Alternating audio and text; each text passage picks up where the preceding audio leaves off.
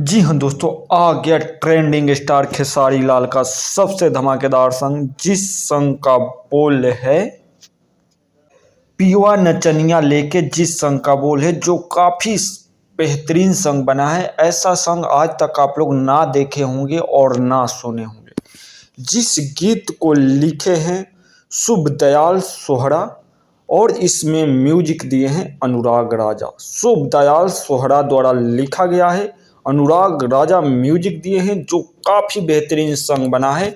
और ये देसी गीत है जो काफ़ी बेहतरीन बना है और इसे रिलीज कर दिया गया है आज ही।